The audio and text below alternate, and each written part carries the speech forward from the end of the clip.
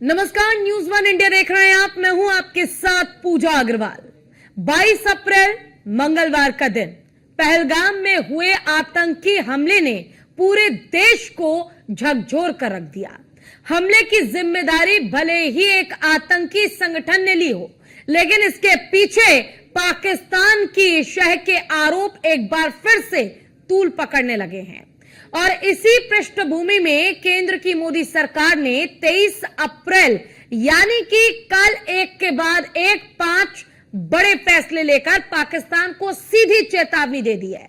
अब सिर्फ कूटनीति नहीं, कार्रवाई का दौर शुरू हो चुका है और सरकार ने सीसीएस यानी कि कैबिनेट कमेटी ऑन सिक्योरिटी की आपात बैठक में पाकिस्तान के नागरिकों को भारत छोड़ने का 48 घंटे का अल्टीमेटम दिया है। वीजा रद्द किए जा रहे हैं। पाक राजनयिकों को देश से बाहर जाने के लिए कह दिया गया है और यहां तक कि पाकिस्तान में भारतीय दूतावास भी बंद करने का निर्णय लिया गया है। इन फैसलों का उत्तर प्रदेश जैसे संवेदनशील राज्यों में गहरा प्रभाव पड़ा है और उत्तर प्रदेश जैसे संवेदनशील राज्य में सीधा असर देखने को मिल रहा है।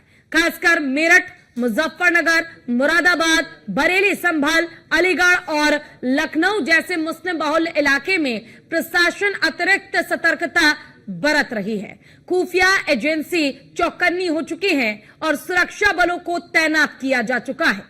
स्थानीय लोगों में भी कहीं हलचल तो कहीं भ्रम का माहौल है। यह केवल राजनीतिक निर्णय नहीं बल्कि भारत की सुरक्षा संप्रभुता को लेकर दिए गए फैसले को लेकर ऐतिहासिक कदम है, जो भारत की सुरक्षा इतिहास में एक निर्णायक अध्याय जोड़ सकता है। वहीं कानून में जिस तरीके से बदलाव के साथ ही कानपुर में भी शुभम द्विवेदी, जिनकी पहलगाम में आतंकियों ने नृशंस हत्या कर दी थी, उनके घर पहुंचे सीएम योगी आदित्यनाथ ने भी आतंकियों पर कड़ा प्रहार किया है। सीएम ने सीधे और साफ शब्दों में कहा कि जिन आतंकियों ने कायराना हरकत कर 28 लोगों को मौत के घाट उतारा है, उन्हें उनकी सजा जरूर मिलेगी। ये घटना बताती है कि आतंकवाद अब अपनी अंतिम श्वास ले रहा है। जो कृत्य उन आतंकवादियों ने किए हैं, हिंदू मां बहनों के साथ जिस प्रकार की बर्बरता उनके सामने ही उनके सिंदूर के साथ किया गया है, इसी प्रकार से आतंकवादियों और उनके आकाओं को उसकी सजा जरूर मिलेगी। इसमें कोई संदेह किसी को नहीं होना चाहिए। यह घटना बताती है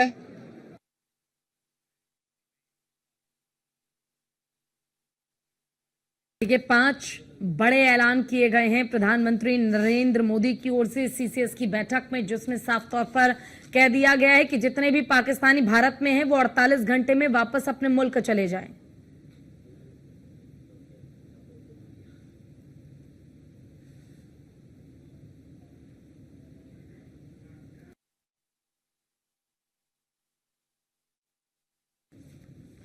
तो देखिए, सीसीएस की बैठक में 5 बड़े फैसले लिए गए। 5 से सिंधु समझौता रोक दिया गया है। दूसरा, भारत में पाकिस्तानी दूतावास बंद करने का फैसला सुनाया गया है।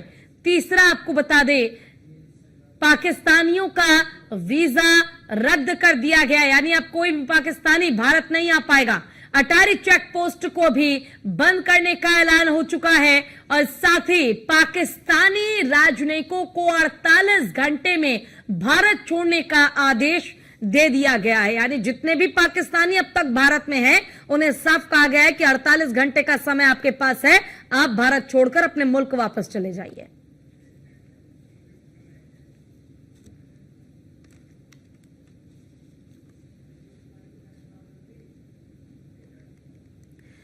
तो देखिए, फिलहाल जो बड़े फैसले लिए गए हैं, इसे गंभीरता के साथ लागू करने की पूरी तैयारी है।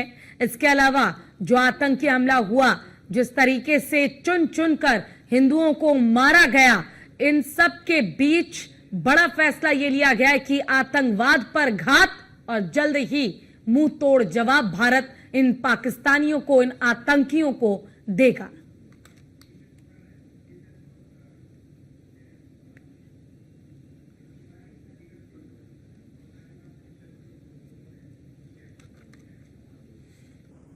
चलिए, इसी पर ज्यादा जानकारी के लिए हमारे साथ हमारे 3 संवाददाता जुड़ गए हैं। गाजियाबाद से हमारे साथ जितेंद्र हैं, दिल्ली से हमारे साथ पीयूष हैं और अलीगढ़ से हमारे साथ योगेंद्र हैं। सबसे पहले तो पीयूष, आपका रुख करना चाहूंगी, जिस तरीके से सीसीएस की बैठक में 5 बड़े फैसले लिए गए और साफ तौर पर 48 घंटे का समय दिया गया है पाकिस्तानी दूतावासों को कि अब वो जल्द से जल्द भारत छोड़कर वापस अपने मुल्क चले जाए, और अब सरकार जो है पहले के मुताबिक ज्यादा सख्त नजर आ रही है और इस बार किसी भी कीमत पे लगता है कि सरकार इन आतंकियों को छोड़ने वाली नहीं है। क्या जानकारी है इसको लेकर, किस तरह का हलचल दिल्ली में? बिल्कुल, अगर हम बात करें तो कल आपने देखा कि एक महत्वपूर्ण बैठक सीसीएस की हुई। उसके बाद प्रधानमंत्री नरेंद्र मोदी ने या यूं कहें कि केंद्र सरकार ने एक बहुत बड़ा फैसला लिया और क्रमबद्ध तरीके से 3-4 फैसले लगातार लिए गए।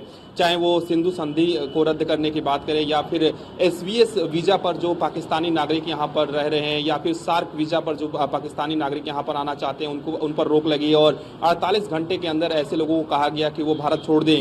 इसके साथ ही जो पाकिस्तानी उच्चायोग है वहां पर भी जो अधिकारियों की संख्या है उसमें पूरी तरीके से कटौती कर दी गई। सबसे बड़ी बात है कि आप देखिए कि आज की तस्वीर हम आपको बताएं कि जो पाकिस्तानी दूतावास है वहां पर आमतौर पर जो सुरक्षा बाहर लगी रहती है उसको भी कम कर दिया गया है, यानी कि अतिरिक्त जो सुरक्षा बल लगाए गए थे उनको भी हटा दिया गया है। इसके साथ ही एक तस्वीर आप समझिए कि एक तरफ भारत पूरा गमगीन है और दुखी है और इस हमले की निंदा दुनिया भर से की जा रही है, और पाकिस्तानी दूतावास के बाहर एक व्यक्ति केक लेकर पहुंचता है और जो मीडिया कर्मी उससे पूछते हैं कि आप ये केक लेकर कहां जा रहे हैं तो वो चुप्पी साध लेता है। तो आप समझिए कि भारतीयों की मौत पर किस तरीके से पाकिस्तान जश्न मना रहा है। दूसरी तरफ पाकिस्तान कह रहा है कि हमारा हाथ इसमें नहीं है, और कहीं ना कहीं ऐसी तस्वीर भारत से भी देखने को मिल रही है और पाकिस्तानी दूतावास के आसपास देखने को मिल रही है। तो इस बात से अंदाजा लगाइए कि किस तरीके से पाकिस्तान आतंक को उत्साह देता है, आतंक को बढ़ावा देता है, और पाकिस्तान ने किस तरीके से पहलगाम में आतंकी हमला कराया।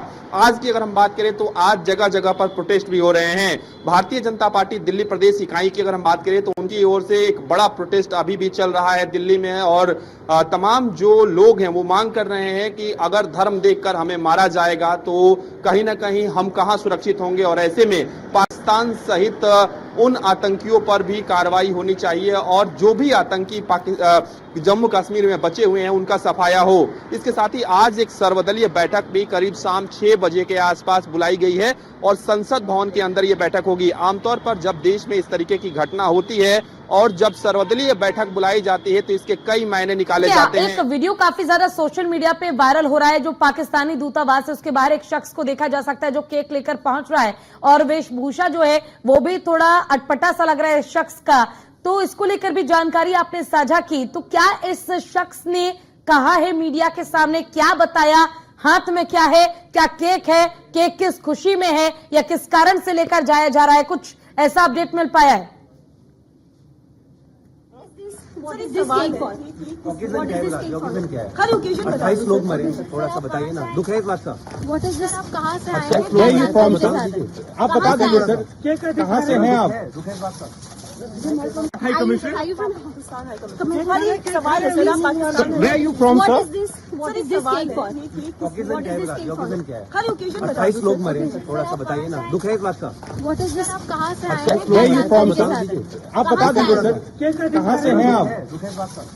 चलिए, पीयूष हमारे साथ लगातार जुड़े हुए हैं। पीयूष, ये वीडियो मैंने देखी और ये सोशल मीडिया पे काफी ज्यादा वायरल भी हो रही है। एक शख्स केक लेकर पहुंचता है, इसका जिक्र आप भी कर रहे थे, और शख्स मीडिया के सामने कुछ भी कहने से बचता है, लेकिन उस डिब्बे में केक है या क्या था, या ये भेजा किसके जरिए गया, किस कारण से भेजा गया, कोई ऐसा अपडेट अब तक मिल पाया क्या मीडिया कर्मियों को? देखिए, अगर हम बात करें तो चूंकि जिस तरीके से पहलगाम में एक बड़ी घटना हुई है और आतंकियों ने एक बड़ी घटना को अंजाम दिया है और उसके बाद दिल्ली में भी लगातार हलचल है।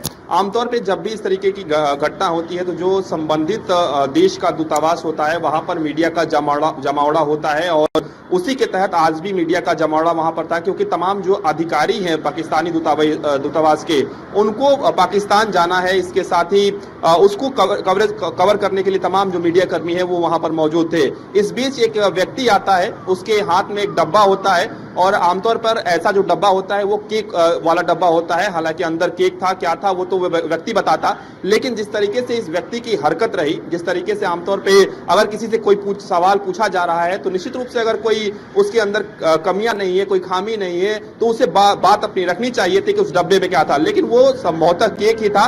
इसके साथ ही आपको जानकारी दे दे कि अभी तक जो जानकारी मिल रही है कि ये पाकिस्तानी दूतावास में काम करने वाला कर्मचारी है। हालांकि आधिकारिक रूप से जब सरकार इस पर बयान देगी, सरकार जानकारी देगी, तब कुछ कह पाना सही होगा, लेकिन जिस तरीके से इस व्यक्ति ने चुप्पी साधी और तमाम मीडिया रिपोर्ट्स या सोशल मीडिया पर दावा किया जा रहा है कि ये जो व्यक्ति है ये पाकिस्तानी दूतावास में ही कर्मचारी है और काम करता है, तो आप अंदाजा लगाइए कि अगर वाकई में ये पाकिस्तानी दूतावास का कर्मचारी है तो किस तरीके से पाकिस्तान भारत में निर्दोषों की हत्या करके यहाँ पर जश्न मना रहा है। और जश्न इस बात का मना रहा है कि निहत्थे लोगों पर, निहत्थे पर्यटकों पर साजिशन और नापाक हरकत करके उन पर गोलियां बरसाई गई। और कहीं ना कहीं दुनिया भर से जिस तरीके से पाकिस्तान की थू-थू हो रही है, इस बीच पाकिस्तान चूंकि इसी हरकत के लिए जाना जाता रहा है कि किसी भी तरीके से वो आतंकी घटना को अंजाम देता है, उसके बाद वो उससे मुकर जाता है। लेकिन इस बार भारत ने पूरी तैयारी की है,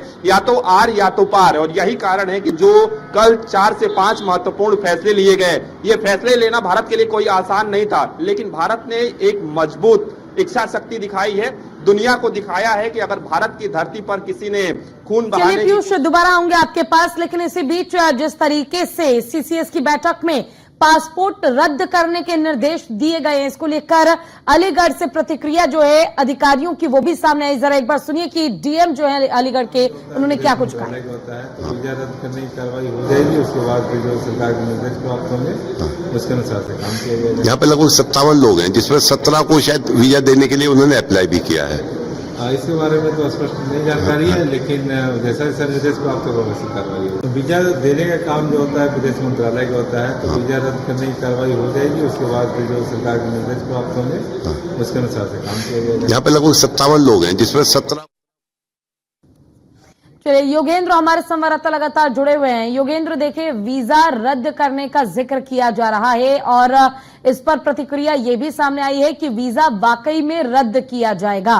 तो अलीगढ़ में अगर मैं हालात की बात करूं, वहां पर कितने लोगों की संख्या है, वीजा कितने लोगों का रद्द किया जा सकता है या अब तक किया गया है, कुछ इस तरह का अपडेट अब तक जुटा पाया?